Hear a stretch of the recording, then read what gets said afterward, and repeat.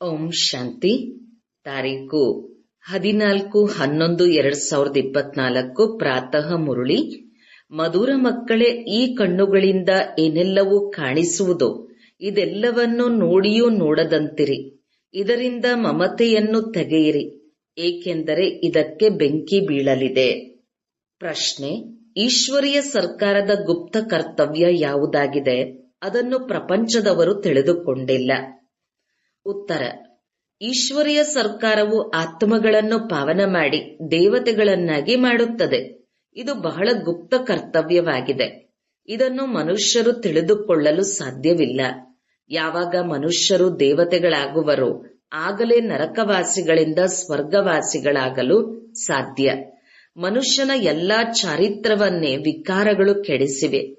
ಈಗ ನೀವು ಎಲ್ಲರನ್ನೂ ಶ್ರೇಷ್ಠ ಚಾರಿತ್ರವಂತರನ್ನಾಗಿ ಮಾಡುವ ಸೇವೆ ಮಾಡುತ್ತೀರಿ. ಇದೇ ನಿಮ್ಮ ಮುಖ್ಯ ಕರ್ತವ್ಯವಾಗಿದೆ. ಓಂ ಶಾಂತಿ.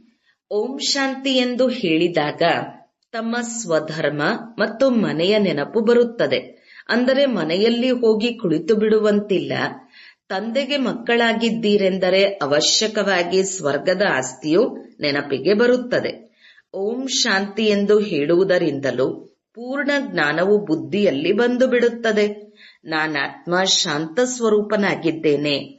ಶಾಂತಿಯ ಸಾಗರ ತಂದೆಯ ಮಗುವಾಗಿದ್ದೇನೆ.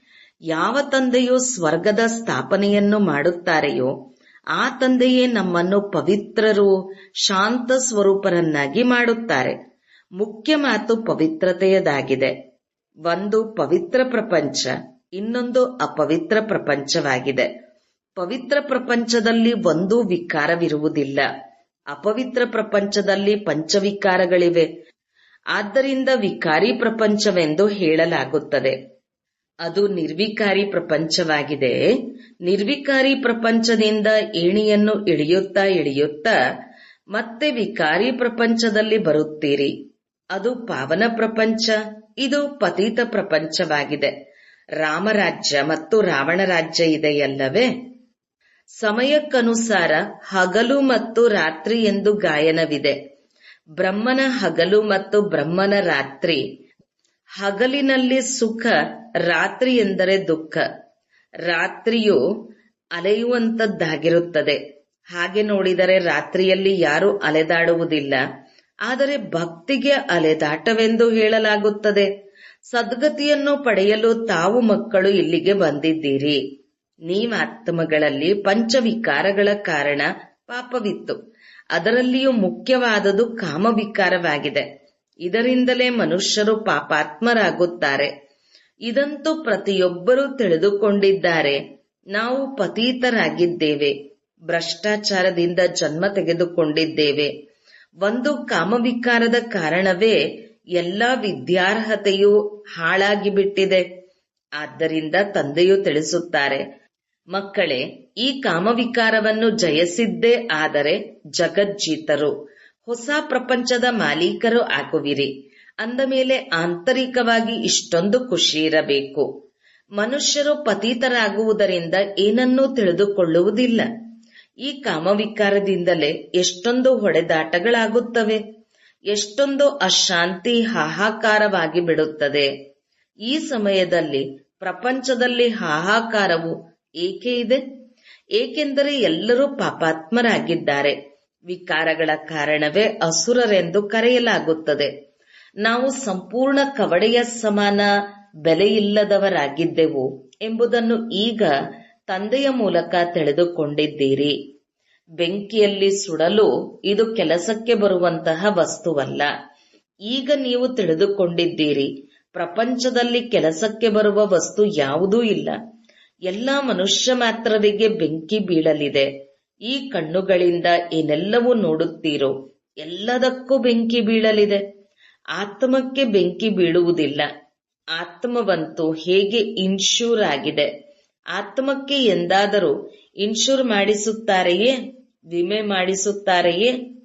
ಶರೀರಕ್ಕೆ ವಿಮೆ ಮಾಡಿಸುತ್ತಾರೆ. ಮಕ್ಕಳಿಗೆ ತಿಳಿಸಿದ್ದಾರೆ, ಇದು ಆಟವಾಗಿದೆ. ಆತ್ಮವಂತೂ ಪಂಚತತ್ವಗಳಿಗಿಂತಲೂ ಮೇಲೆ ಇರುತ್ತದೆ. ಪಂಚತತ್ವಗಳಿಂದಲೇ ಇಡೀ ಪ್ರಪಂಚದ ಸಾಮಗ್ರಿಯಾಗುತ್ತದೆ. ಆತ್ಮವಂತೂ ಈ ಪಂಚತತ್ವಗಳಿಂದ ರಚನೆಯಾಗುವುದಿಲ್ಲ. ಆತ್ಮವು ಸದಾ ಇದ್ದೇ ಇರುತ್ತದೆ. ಕೇವಲ ಕರ್ಮಗಳ ಅನುಸಾರ ಪುಣ್ಯಾತ್ಮ ಪಾಪಾತ್ಮನಾಗುತ್ತದೆ. ಆತ್ಮವು ಪಂಚವಿಕಾರಗಳಿಂದ ಎಷ್ಟೊಂದು ಕೊಳಕಾಗಿ ಬಿಟ್ಟಿದೆ. ಈಗ ತಂದೆಯು ಪಾಪಗಳಿಂದ ಬಿಡಿಸಲು ಬಂದಿದ್ದಾರೆ. ವಿಕಾರಗಳಿಂದಲೇ ಚಾರಿತ್ರ ನಡವಳಿಕೆಯು ಹಾಳಾಗುತ್ತದೆ.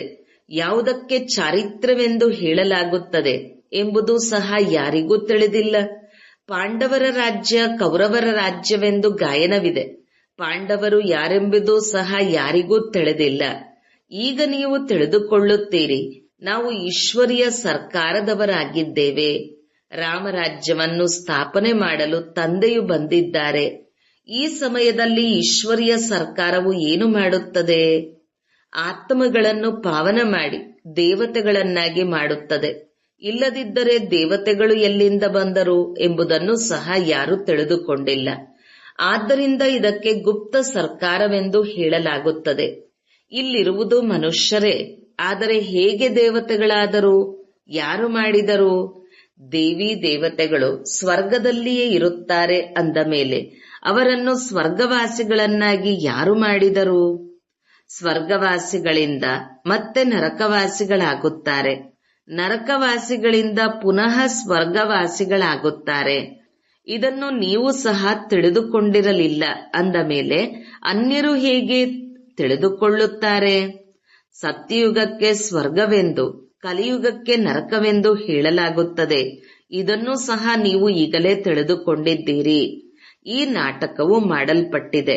ಇದು ಪತೀತರಿಂದ ಪಾವನರಾಗುವ ವಿದ್ಯೆಯಾಗಿದೆ. ಆತ್ಮವೇ ಪತೀತವಾಗುತ್ತದೆ. ಪತೀತರಿಂದ ಪಾವನರನ್ನಾಗಿ ಮಾಡುವ ಕರ್ತವ್ಯವನ್ನು ತಂದೆಯು ನಿಮಗೆ ಕಲಿಸಿದ್ದಾರೆ. ಪಾವನರಾದರೆ ಪಾವನ ಪ್ರಪಂಚಕ್ಕೆ ಹೋಗುವಿರಿ. ಆತ್ಮವೇ ಪಾವನವಾಗಬೇಕು, ಆಗಲೇ ಸ್ವರ್ಗಕ್ಕೆ ಯೋಗ್ಯವಾಗುವುದು.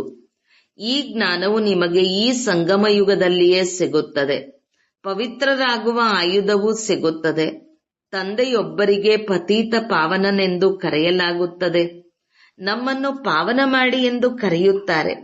ಈ ಲಕ್ಷ್ಮೀನಾರಾಯಣರು ಸ್ವರ್ಗದ ಮಾಲೀಕರಾಗಿದ್ದರು. ನಂತರ 84 ಜನ್ಮಗಳನ್ನು ಪಡೆದುಕೊಂಡು ಪತೀತರಾಗಿದ್ದಾರೆ. ಇವರಿಗೆ ಶ್ಯಾಮ ಮತ್ತು ಸುಂದರನೆಂದು ಹೆಸರಿಡಲಾಗಿದೆ. ಆದರೆ ಮನುಷ್ಯರು ಅರ್ಥವನ್ನು ತಿಳಿದುಕೊಂಡಿದ್ದಾರೆಯೇ? ಈಗ ಕೃಷ್ಣನ ಬಗ್ಗೆ ಸ್ಪಷ್ಟ ಜ್ಞಾನವು ಸಿಗುತ್ತದೆ. ಇದರಲ್ಲಿ 2 ಪ್ರಪಂಚಗಳನ್ನು ಮಾಡಿಬಿಟ್ಟಿದ್ದಾರೆ. ವಾಸ್ತವದಲ್ಲಿ ಒಂದೇ ಪ್ರಪಂಚವಾಗಿದೆ. ಕೇವಲ ಅದು ಹೊಸದು ಮತ್ತು ಹಳೆಯದಾಗುತ್ತದೆ. ಹೇಗೆ ಮೊದಲು ಚಿಕ್ಕ ಮಕ್ಕಳೇ ನಂತರ ದೊಡ್ಡವರಾಗಿ ವೃದ್ಧರಾಗುತ್ತಾರೆ, ಹಾಗೆಯೇ ಪ್ರಪಂಚವೂ ಸಹ ಹೊಸ ಪ್ರಪಂಚದಿಂದ ಹಳೆಯದಾಗುತ್ತದೆ. ತಿಳಿಸುವುದಕ್ಕಾಗಿ ನೀವು ಎಷ್ಟೊಂದು ತಲೆಕೆಡಿಸಿಕೊಳ್ಳುತ್ತಿದ್ದೀರಿ. ತಮ್ಮ ರಾಜಧಾನಿಯನ್ನು ಸ್ಥಾಪನೆ ಮಾಡುತ್ತಿದ್ದೀರಲ್ಲವೇ? ಇವರು ಸಹ ತಿಳಿದುಕೊಂಡಿದ್ದಾರಲ್ಲವೇ? ತಿಳಿದುಕೊಂಡಿರುವುದರಿಂದಲೇ ಎಷ್ಟೊಂದು ಮಧುರರಾಗಿದ್ದಾರೆ. ಇವರಿಗೆ ಯಾರು ತಿಳಿಸಿದರು? ಭಗವಂತ. ಇಲ್ಲಿ ಯುದ್ಧದ ಮಾತಿಲ್ಲ.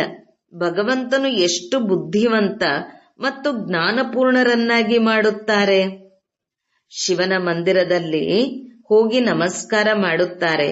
ಆದರೆ ಅವರು ಯಾರು ಏನು ಎಂಬುದನ್ನು ಯಾರೂ ತಿಳಿದುಕೊಂಡಿಲ್ಲ. ಶಿವಕಾಶಿ ವಿಶ್ವನಾಥ ಗಂಗಾ ಎಂದು ಹೇಳುತ್ತಲೇ ಇರುತ್ತಾರೆ. ಅರ್ಥವನ್ನೇ ತಿಳಿದುಕೊಂಡಿಲ್ಲ. ನೀವು ತಿಳಿಸಿದರೂ ಸಹ ನೀವು ನಮಗೇನು ತಿಳಿಸುತ್ತೀರಿ, ನಾವಂತೂ ಎಲ್ಲ ವೇದಾಶಾಸ್ತ್ರಗಳನ್ನು ಓದಿದ್ದೇವೆ ಎಂದು ಹೇಳುತ್ತಾರೆ. ನೀವು ಮಕ್ಕಳಲ್ಲಿಯೂ ಧಾರಣೆ ಮಾಡುವವರಲ್ಲಿ ನಂಬರ್ 1 ಇದ್ದಾರೆ. ಕೆಲವರಂತೂ ಮರೆತು ಹೋಗುತ್ತಾರೆ. ಏಕೆಂದರೆ ಸಂಪೂರ್ಣ ಕಲ್ಲು ಬುದ್ಧಿಯವರಾಗಿದ್ದಾರೆ ಅಂದ ಮೇಲೆ ಈಗ ಪಾರಸಬುದ್ಧಿಯವರ ಕೆಲಸವೇನೆಂದರೆ ಅನ್ಯರನ್ನು ಪಾರಸಬುದ್ಧಿಯವರನ್ನಾಗಿ ಮಾಡಬೇಕು. ಕಲ್ಲು ಬುದ್ಧಿಯವರ ನಡತೆಯು ಈ ರೀತಿ ಇರುತ್ತದೆ. ಏಕೆಂದರೆ ಹಂಸ ಕೊಕ್ಕರೆಗಳಾದರಲ್ಲವೇ? ಹಂಸಗಳು ಯಾರಿಗೂ ದುಃಖ ಕೊಡುವುದಿಲ್ಲ. ಕೊಕ್ಕರೆಗಳು ದುಃಖವನ್ನು ಕೊಡುತ್ತವೆ. ಅವರಿಗೆ ಅಸುರರೆಂದು ಹೇಳಲಾಗುತ್ತದೆ. ಸ್ವಲ್ಪವೂ ತಿಳುವಳಿಕೆ ಇರುವುದಿಲ್ಲ. ಬಹಳ ಸೇವಾ ಕೇಂದ್ರಗಳಲ್ಲಿಯೂ ಸಹ ಇಂತಹವರು ಬಂದು ಬಿಡುತ್ತಾರೆ. ನಾವು ಪವಿತ್ರರಾಗಿರುತ್ತೇವೆಂದು ಒಪ್ಪುವಂತೆ ಹೇಳುತ್ತಾರೆ. ಆದರೆ ಎಲ್ಲವೂ ಸುಳ್ಳು. ಸುಳ್ಳಿನ ಮಾಯೆ, ಸುಳ್ಳಿನ ಕಾಯವೆಂದು ಹೇಳಲಾಗುತ್ತದೆ. ಈಗ ಸಂಗಮ ಯುಗವಾಗಿದೆ. ಎಷ್ಟೊಂದು ಅಂತರವಿರುತ್ತದೆ. ಯಾರು ಸುಳ್ಳು ಹೇಳುತ್ತಾರೆ, ಸುಳ್ಳು ಕೆಲಸಗಳನ್ನು ಮಾಡುತ್ತಾರೆಯೋ ಅವರೇ ಕೆಳದರ್ಜೆಯವರಾಗುತ್ತಾರೆ. ಪ್ರಥಮ, ಮಧ್ಯಮ, ಕನಿಷ್ಠ ದರ್ಜೆ ಇರುತ್ತದೆಯಲ್ಲವೇ? ಇವರು ಕನಿಷ್ಠ ದರ್ಜೆಯವರೆಂಬುದನ್ನು ತಂದೆಯೂ ತಿಳಿಸಬಲ್ಲರು. ತಂದೆಯು ತಿಳಿಸುತ್ತಾರೆ, ಪವಿತ್ರತೆಯ ಪ್ರತ್ಯಕ್ಷ ಪ್ರಮಾಣವನ್ನು ತೋರಿಸಬೇಕು. ಇಬ್ಬರು ಒಟ್ಟಿಗೆ ಇರುತ್ತಾ ಪವಿತ್ರವಾಗಿರುತ್ತೀರಿ ಎಂಬುದು ಅಸಂಭವ ಎಂದು ಕೆಲವರು ಹೇಳುತ್ತಾರೆ. ಆದರೆ ಮಕ್ಕಳಲ್ಲಿ ಯೋಗಬಲವಿರದ ಕಾರಣ ಇಷ್ಟು ಸಹಜವಾದ ಮಾತನ್ನೂ ಸಹ ಪೂರ್ಣ ರೀತಿಯಿಂದ ತಿಳಿಸಿಕೊಡಲು ಆಗುವುದಿಲ್ಲ. ಇಲ್ಲಿ ನಮಗೆ ಭಗವಂತನೇ ಓದಿಸುತ್ತಾರೆ, ಮತ್ತು ಪವಿತ್ರರಾಗುವುದರಿಂದ ನೀವು 21 ಜನ್ಮಗಳ ಸ್ವರ್ಗದ ಮಾಲೀಕರಾಗುತ್ತೀರಿ. ಇದು ಜಬರ್ದಸ್ತ್ ಲಾಟರಿಯಾಗಿದೆ ಎಂಬ ಮಾತನ್ನು ಯಾರೂ ಅವರಿಗೆ ತಿಳಿಸುವುದೇ ಇಲ್ಲ. ನಮಗಂತೂ ಇನ್ನೂ ಖುಷಿಯಾಗುತ್ತದೆ. ಕೆಲವು ಮಕ್ಕಳು ಗಾಂಧರ್ವ ವಿವಾಹವನ್ನು ಮಾಡಿಕೊಂಡು ಪವಿತ್ರರಾಗಿದ್ದು ತೋರಿಸುತ್ತಾರೆ. ದೇವಿ ದೇವತೆಗಳು ಪವಿತ್ರರಾಗಿದ್ದರಲ್ಲವೇ? ಒಬ್ಬ ತಂದೆಯೇ ಅಪವಿತ್ರರಿಂದ ಪವಿತ್ರರನ್ನಾಗಿ ಮಾಡುತ್ತಾರೆ. ಇದನ್ನೂ ತಿಳಿಸಿದ್ದಾರೆ. ಜ್ಞಾನ, ಭಕ್ತಿ, ವೈರಾಗ್ಯ. ಜ್ಞಾನ ಮತ್ತು ಭಕ್ತಿ ಅರ್ಧ ಅರ್ಧವಾಗಿದೆ. ಮತ್ತೆ ಭಕ್ತಿಯ ನಂತರ ವೈರಾಗ್ಯವೂ ಬರುತ್ತದೆ. ಈಗ ಈ ಪತಿತ ಪ್ರಪಂಚದಲ್ಲಿ ಇರುವಂತಿಲ್ಲ. ಈ ಶರೀರವೆಂಬ ವಸ್ತ್ರವನ್ನು ಕಳಚಿ ಈಗ ಮನೆಗೆ ಹೋಗಬೇಕು. 84 ಜನ್ಮಗಳ ಚಕ್ರವು ಈಗ ಪೂರ್ಣವಾಯಿತು. ಈಗ ನಾವು ಶಾಂತಿಧಾಮಕ್ಕೆ ಹೋಗುತ್ತೇವೆ. ಮೊಟ್ಟ ಮೊದಲಿಗೆ ತಂದೆಯ ಪರಿಚಯ ಕೊಡುವುದನ್ನು ಮರೆಯಬಾರದು. ಇದನ್ನು ಸಹ ಮಕ್ಕಳು ತಿಳಿದುಕೊಳ್ಳುತ್ತೀರಿ. ಈ ಹಳೆಯ ಪ್ರಪಂಚವು ಈಗ ಖಂಡಿತ ಸಮಾಪ್ತಿಯಾಗಲಿದೆ. ತಂದೆಯು ಹೊಸ ಪ್ರಪಂಚವನ್ನು ಸ್ಥಾಪನೆ ಮಾಡುತ್ತಾರೆ. ತಂದೆಯು ಅನೇಕ ಬಾರಿ ಹೊಸ ಪ್ರಪಂಚವನ್ನು ಸ್ಥಾಪನೆ ಮಾಡಲು ಬಂದಿದ್ದಾರೆ. ಮತ್ತು ನರಕದ ವಿನಾಶವಾಗಿ ಬಿಡುತ್ತದೆ. ನರಕವು ಎಷ್ಟು ದೊಡ್ಡದಾಗಿದೆ ಮತ್ತು ಸ್ವರ್ಗವು ಎಷ್ಟೊಂದು ಚಿಕ್ಕದಾಗಿದೆ. ಹೊಸ ಪ್ರಪಂಚದಲ್ಲಿ ಒಂದು ಧರ್ಮವಿರುತ್ತದೆ. ಇಲ್ಲಿ ಅನೇಕ ಧರ್ಮಗಳಿವೆ. ಶಂಕರನ ಮೂಲಕ ವಿನಾಶ ಎಂಬುದನ್ನು ಬರೆಯಲಾಗಿದೆ. ಅನೇಕ ಧರ್ಮಗಳ ವಿನಾಶವಾಗುತ್ತದೆ. ಮತ್ತೆ ಬ್ರಹ್ಮರವರ ಮೂಲಕ ಒಂದು ಧರ್ಮದ ಸ್ಥಾಪನೆಯಾಗುತ್ತದೆ. ಈ ಧರ್ಮವನ್ನು ಯಾರು ಸ್ಥಾಪನೆ ಮಾಡಿದರು? ಬ್ರಹ್ಮರವರಂತೂ ಮಾಡಲಿಲ್ಲ. ಬ್ರಹ್ಮರವರೇ ಪತೀತರಿಂದ ಮತ್ತೆ ಪಾವನರಾಗುತ್ತಾರೆ. ಪತೀತರಿಂದ ಪಾವನರು ಎಂದು ನನಗಾಗಿ ಹೇಳುವುದಿಲ್ಲ. ಪಾವನರಾಗಿದ್ದಾಗ ಲಕ್ಷ್ಮೀ ನಾರಾಯಣರ ಹೆಸರಿದೆ. ಪತೀತರಾದಾಗ ಬ್ರಹ್ಮನೆಂದು ಹೆಸರಿರುತ್ತದೆ. ಬ್ರಹ್ಮನ ಹಗಲು ಮತ್ತು ಬ್ರಹ್ಮನ ರಾತ್ರಿ ಎಂದು ಹೇಳಲಾಗುತ್ತದೆ. ಶಿವ ತಂದೆಗೆ ಅನಾದಿ ರಚಯಿತನೆಂದು ಹೇಳಲಾಗುತ್ತದೆ. ಆತ್ಮಗಳಂತೂ ಇದ್ದೇ ಇರುತ್ತಾರೆ. ಅಂದಾಗ ತಂದೆಗೆ ಆತ್ಮಗಳು ರಚಯಿತನೆಂದು ಹೇಳುವುದಿಲ್ಲ, ಆದರೆ ಅನಾದಿ ಎಂದು ಹೇಳಲಾಗುತ್ತದೆ. ತಂದೆಯು ಅನಾದಿಯಾಗಿದ್ದಾರೆ ಅಂದ ಮೇಲೆ ಆತ್ಮಗಳು ಅನಾದಿಯಾಗಿದ್ದೀರಿ. ಆಟವು ಅನಾದಿಯಾಗಿದೆ. ಇದು ಅನಾದಿ ಮಾಡಲ್ಪಟ್ಟ ನಾಟಕವಾಗಿದೆ. ಸ್ವ ಆತ್ಮನಿಗೆ ಸೃಷ್ಟಿ ಚಕ್ರದ ಆದಿ ಮಧ್ಯ ಅಂತ್ಯದ ಕಾಲಾವಧಿಯ ಜ್ಞಾನವು ಸಿಗುತ್ತದೆ. ಇದನ್ನು ಯಾರು ಕೊಟ್ಟರು? ತಂದೆ, ನೀವು 21 ಜನ್ಮಗಳಿಗಾಗಿ ಧನಿಕರಾಗಿ ಬಿಡುತ್ತೀರಿ. ನಂತರ ರಾವಣ ರಾಜ್ಯದಲ್ಲಿ ಅನಾಥರಾಗಿ ಬಿಡುತ್ತೀರಿ. ಆಗ ಚಾರಿತ್ರವು ಹಾಳಾಗತೊಡಗುತ್ತದೆ. ವಿಕಾರಗಳಿದೆಯಲ್ಲವೇ? ನರಕ, ಸ್ವರ್ಗ ಒಟ್ಟಿಗೆ ನಡೆಯುತ್ತದೆ ಎಂದು ಮನುಷ್ಯರು ತಿಳಿಯುತ್ತಾರೆ. ಈಗ ನೀವು ಮಕ್ಕಳಿಗೆ ಎಷ್ಟು ಸ್ಪಷ್ಟವಾಗಿ ತಿಳಿಸಲಾಗುತ್ತದೆ. ಈಗ ನೀವು ಗುಪ್ತವಾಗಿದ್ದೀರಿ. ಶಾಸ್ತ್ರಗಳಲ್ಲಿ ಏನನ್ನೋ ಬರೆದು ಬಿಟ್ಟಿದ್ದಾರೆ. ಇಡೀ ಸೂತ್ರವೇ ಗಂಟು ಬಿದ್ದಿದೆ. ನಾವೇನು ಪ್ರಯೋಜನಕ್ಕಿಲ್ಲ. ಬಂದು ನಮ್ಮನ್ನು ಪಾವನರನ್ನಾಗಿ ಮಾಡಿ, ಬಂದು ನಮ್ಮ ನಡತೆಯನ್ನು ಸುಧಾರಣೆ ಮಾಡಿ ಎಂದು ತಂದೆಯನ್ನು ಕರೆಯುತ್ತೀರಾ? ನಿಮ್ಮ ಚಾರಿತ್ರವು ಸುಧಾರಣೆಯಾಗುತ್ತದೆ. ಕೆಲವರಂತೂ ಸುಧಾರಣೆಯಾಗುವ ಬದಲು ಇನ್ನೂ ಹಾಳಾಗುತ್ತಾರೆ. ಚಲನೆಯಿಂದ ಎಲ್ಲವೂ ತಿಳಿಯುತ್ತದೆ. ಇಂದು ಹಂಸಗಳೆಂದು ಕರೆಸಿಕೊಳ್ಳುತ್ತಾರೆ. ಅವರೇ ನಾಳೆ ಕೊಕ್ಕರೆಗಳಾಗಿ ಬಿಡುತ್ತಾರೆ. ತಡವಾಗುವುದೇ ಇಲ್ಲ. ಮಾಯೆಯೂ ಸಹ ಬಹಳ ಗುಪ್ತವಾಗಿದೆ. ಇಲ್ಲಿ ಏನೂ ಕಂಡುಬರುವುದಿಲ್ಲ. ಆದರೆ ಹೊರಗೆ ಹೋದಾಗ ಚಾರಿತ್ರದ ಬಗ್ಗೆ ಕಂಡುಬರುತ್ತದೆ. ಮತ್ತೆ ಆಶ್ಚರ್ಯವಾಗಿ ಕೇಳಿ ಅದರಂತೆ ನಡೆಯುತ್ತಿದ್ದವರು ಓಡಿ ಹೋಗುತ್ತಾರೆ. ಇಷ್ಟು ಜೋರಾಗಿ ಬೀಳುತ್ತಾರೆ, ಮೂಳೆಗಳೇ ಪುಡಿ ಪುಡಿಯಾಗಿ ಬಿಡುತ್ತವೆ. ಇದು ಇಂದ್ರಪ್ರಸ್ಥದ ಮಾತಾಗಿದೆ. ಕೊನೆಗೆ ಎಲ್ಲವೂ ತಿಳಿಯುತ್ತದೆ. ಅಂತಹವರು ಮತ್ತೆ ಸಭೆಯಲ್ಲಿ ಬರಬಾರದು. ಅಲ್ಪ ಸ್ವಲ್ಪ ಜ್ಞಾನ ಕೇಳಿದರೂ ಸಹ ಸ್ವರ್ಗದಲ್ಲಿ ಬಂದೇ ಬರುತ್ತಾರೆ. ಜ್ಞಾನದ ವಿನಾಶವಾಗುವುದಿಲ್ಲ. ಈಗ ತಂದೆಯು ತಿಳಿಸುತ್ತಾರೆ, ಮಕ್ಕಳೇ ಪುರುಷಾರ್ಥ ಮಾಡಿ ಶ್ರೇಷ್ಠ ಪದವಿಯನ್ನು ಪಡೆಯಿರಿ. ಒಂದು ವೇಳೆ ವಿಕಾರದಲ್ಲಿ ಬಿದ್ದರೆ ಪದಭ್ರಷ್ಟವಾಗಿ ಬಿಡುತ್ತದೆ. ಈ ಚಕ್ರವು ಹೇಗೆ ತಿರುಗುತ್ತದೆ ಎಂಬುದನ್ನು ಈಗ ನೀವು ತಿಳಿದುಕೊಂಡಿದ್ದೀರಿ. ಈಗ ನೀವು ಮಕ್ಕಳ ಬುದ್ಧಿಯು ಎಷ್ಟೊಂದು ಪರಿವರ್ತನೆಯಾಗುತ್ತದೆ. ಆದ ಮೇಲೂ ಸಹ ಮಾಯೆಯು ಮೋಸಗೊಳಿಸುತ್ತದೆ. ಇಚ್ಛಾ ಮಾತ್ರ ಅವಿದ್ಯ. ಯಾವುದೇ ಇಚ್ಛೆಯನ್ನಿಟ್ಟುಕೊಂಡರೆ ಅವರು ಹೋದರೆಂದರ್ಥ. ಸ್ವಲ್ಪವೂ ಇಲ್ಲದಂತಾಗಿ ಬಿಡುತ್ತಾರೆ.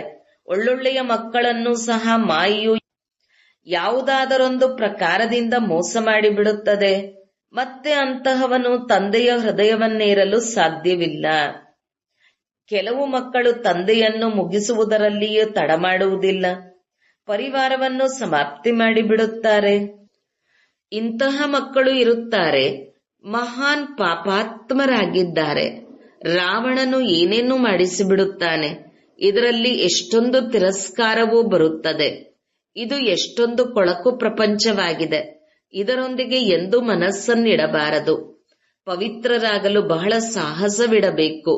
ವಿಶ್ವದ ರಾಜ್ಯಭಾಗ್ಯದ ಬಹುಮಾನವನ್ನು ಪಡೆದುಕೊಳ್ಳಲು ಮುಖ್ಯವಾದದ್ದು ಪವಿತ್ರತೆಯಾಗಿದೆ. ಪವಿತ್ರತೆಗಾಗಿ ಎಷ್ಟೊಂದು ಹೊಡೆದಾಟಗಳು ನಡೆಯುತ್ತದೆ. ಹೇ ಪತೀತ ಪಾವನ ಬನ್ನಿ ಎಂದು ಗಾಂಧೀಜಿಯೂ ಹೇಳುತ್ತಿದ್ದರು. ಈಗ ತಂದೆಯು ಹೇಳುತ್ತಾರೆ, ವಿಶ್ವದ ಚರಿತ್ರೆ ಭೂಗೋಳವು ಪುನಃ ಪುನರಾವರ್ತನೆಯಾಗುತ್ತದೆ. ಎಲ್ಲರೂ ಹಿಂತಿರುಗಿ ಬರಲೇಬೇಕು. ಆಗಲೇ ಒಟ್ಟಿಗೆ ಹೋಗುತ್ತೇವೆ. ಎಲ್ಲರನ್ನೂ ಮನೆಗೆ ಕರೆದುಕೊಂಡು ಹೋಗಲು ತಂದೆಯು ಬಂದಿದ್ದಾರಲ್ಲವೇ. ತಂದೆಯು ಬರದ ವಿನಃ ಯಾರು ಹಿಂತಿರುಗಿ ಹೋಗಲು ಸಾಧ್ಯವಿಲ್ಲ. ಒಳ್ಳೆಯದು. ಮಧುರಾತಿ ಮಧುರ ಅಗಲಿ ಹೋಗಿ ಮರಳಿ ಸಿಕ್ಕಿರುವಂತಹ ಮಕ್ಕಳಿಗೆ ಪ್ರೀತಿಯ ಮಾತಾಪಿತಾ ಬಾಬ್ದಾದರವರ ನೆನಪು, ಪ್ರೀತಿ ಹಾಗೂ ನಮಸ್ತೆ. ಆತ್ಮೀಯ ಮಕ್ಕಳಿಗೆ ಆತ್ಮೀಯ ತಂದೆಯ ನಮಸ್ತೆ. ಧಾರಣೆಗಾಗಿ ಮುಖ್ಯ ಸಾರ. 1. ಮಾಯೆಯ ಮೋಸದಿಂದ ಪಾರಾಗಲು ಯಾವುದೇ ಒಂದು ಪ್ರಕಾರದ ಇಚ್ಛೆಯನ್ನು ಇಟ್ಟುಕೊಳ್ಳಬಾರದು. ಇಚ್ಛಾ ಮಾತ್ರ ಅವಿದ್ಯ ಆಗಬೇಕು. 2. ವಿಶ್ವದ ರಾಜ್ಯಭಾಗ್ಯದ ಬಹುಮಾನವನ್ನು ಪಡೆಯಲು ಮುಖ್ಯವಾದುದು ಪವಿತ್ರತೆಯಾಗಿದೆ. ಆದ್ದರಿಂದ ಪವಿತ್ರರಾಗುವ ಸಾಹಸವನ್ನಿಡಬೇಕು. ನಮ್ಮ ನಡವಳಿಕೆ ಚಾರಿತ್ರೆಯನ್ನು ಸುಧಾರಣೆ ಮಾಡಿಕೊಳ್ಳಬೇಕು. ವರದಾನ: ಸದಾ ನೆನಪಿನ ಛತ್ರಛಾಯೆಯ ಕೆಳಗೆ, ಮರ್ಯಾದೆಯ ಗೆರೆಯ ಒಳಗೆ ಇರುವಂತಹ ಮಾಯಾಜೀತ ಭವ. ತಂದೆಯ ನೆನಪೇ ಛತ್ರಛಾಯೆಯಾಗಿದೆ. ಛತ್ರಛಾಯೆಯಲ್ಲಿ ಇರುವುದು ಅರ್ಥಾತ್ ಮಾಯಾಜೀತರು ವಿಜಯೀ ಆಗುವುದು. ಸದಾ ನೆನಪಿನ ಛತ್ರಛಾಯೆಯು ಕೆಳಗೆ ಮತ್ತು ಮರ್ಯಾದೆಯ ಗೆರೆಯು ಒಳಗೆ ಇದ್ದಾಗ ಯಾರಿಗೂ ಒಳಗೆ ಬರುವ ಸಾಹಸ ಇರುವುದಿಲ್ಲ. ಮರ್ಯಾದೆಯ ಗೆರೆಯಿಂದ ಹೊರಬಂದಾಗ ಮಾಯೆಯೂ ಸಹ ತನ್ನವರನ್ನಾಗಿ ಮಾಡಿಕೊಳ್ಳುವುದರಲ್ಲಿ ಬುದ್ಧಿವಂತ ಆಗಿದೆ. ಆದರೆ ನಾವು ಅನೇಕ ಬಾರಿ ವಿಜಯಿಗಳಾಗಿದ್ದೇವೆ. ವಿಜಯ ಮಾಲೆ ನಮ್ಮದೇ ನೆನಪಾರ್ಥವಾಗಿದೆ. ಈ ಸ್ಮೃತಿಯಿಂದ ಸದಾ ಸಮರ್ಥರಾದಾಗ ಮಾಯೆಯಿಂದ ಸೋಲಲು ಸಾಧ್ಯವಿಲ್ಲ. ಸ್ಲೋಗನ್: ಸರ್ವ ಖಜಾನೆಗಳನ್ನು ಸ್ವಯಂನಲ್ಲಿ ಸಮಾವೇಶ ಮಾಡಿಕೊಂಡಾಗ ಸಂಪನ್ನತೆಯ ಅನುಭವ ಆಗುತ್ತಿರುತ್ತದೆ. ಓಂ ಶಾಂತಿ.